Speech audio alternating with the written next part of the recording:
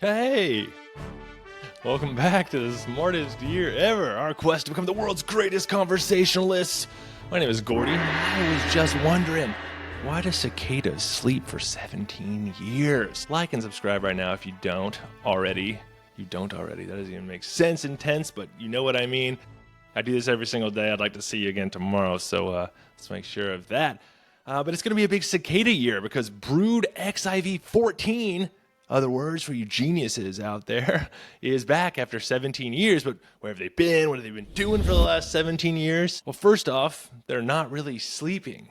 Periodical cicadas spend most of their life underground as nymphs, slowly feeding on tree root sap, not napping, just vibing below the surface for 13 to 17 years, depending on the species. When the time is right, they emerge all at once, shed their skin, mate like crazy, lay eggs in tree branches, and die a few weeks later. The whole thing is this loud, short-lived, and extremely synchronized bacchanalia of cicadas. Each timed group is called a brood, a massive cicada cohort that all pops up together in the same region on a fixed schedule. Scientists track these broods with Roman numerals like Brood XIII, that's 13, that's on a 17-year cycle, and Brood XIX, which is 19, on a 13-year cycle. So why are they on 13-year and 17-year cycles? Well, this is super interesting to me. One leading theory, it's a survival strategy called predator satiation.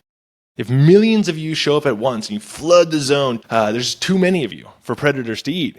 So like even if a bunch get eaten, plenty survive to reproduce, and it makes it like, we overwhelm them. Like, yeah, these animals are going to get fed, these predators are going to get fed, but it's a numbers game, baby. Like, it's like, what was it, D-Day or something. You're like, look to the guy to the left of you, look to the guy to the right of you. Like, one of you guys will not make it back. But like the cicadas are like, there's thousands of them, and they're like, all right, we're cool. We'll take those odds. But the prime number thing is really fascinating because that might not be a coincidence, which is wild to me, how mathematical nature can be. Life cycles like 13 and 17 are less likely to line up with predator cycles, which tend to run on shorter, even-numbered schedules. So that makes it really hard for predators to anticipate the cicada buffet that's coming. And this is super interesting.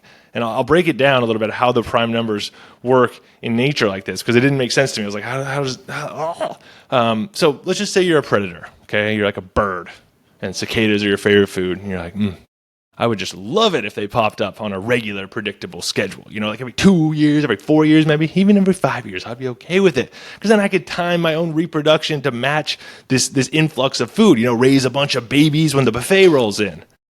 But cicadas don't do that. They come out every 13 or 17 years, big, weird prime numbers, which are super hard to line up with. Why?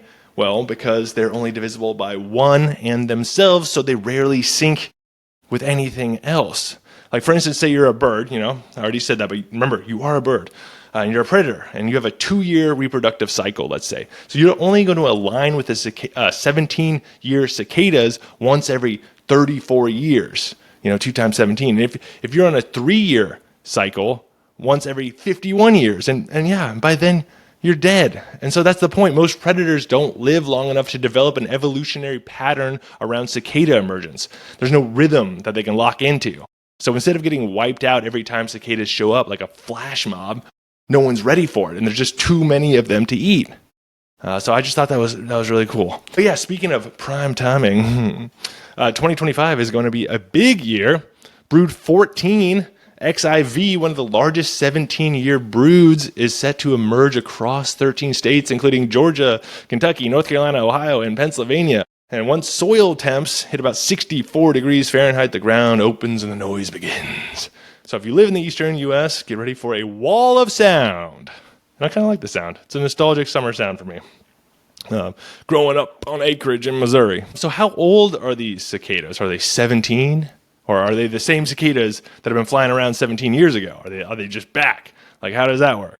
Well, yeah, the ones that emerge in 2025 have been underground since 2008, but they've been slowly growing as nymphs the entire time for 17 years, It's not like they just hatched when they crawl out. They've been alive for 17 years. They could practically drive, So what about their progeny, their kids? Will their offspring get a new brood name? If you ask the same questions I asked, Well, no, they will not. The brood name stays the same. So when the next generation emerges in 2042, they'll still be called Brood 14. Now, the name refers to the cycle, not the individuals. It's like a tour that comes through every 17 years in your town, and it's the same play, but it's a new cast. I guess. I see a play about every 17 years. So there you have it. Cicadas don't sleep for 17 years. They bide their time and then rise in prime-numbered tidal wave of noise and mating engineered by evolution to overwhelm the odds. Pretty cool. Pretty cool science for you. Thank you to all my sources, which can be found in the YouTube description, which helped me understand this at Smartest Year Ever, everywhere. Go on my TikTok or Instagram or my YouTube short. Stay right here. And just look at the short version I'm going to do of this too if you want. Why not? In the meantime, stay curious, stay clever on our quest to become the world's greatest conversationalists. I will see you tomorrow in the Smartest Year Ever. Hit the music.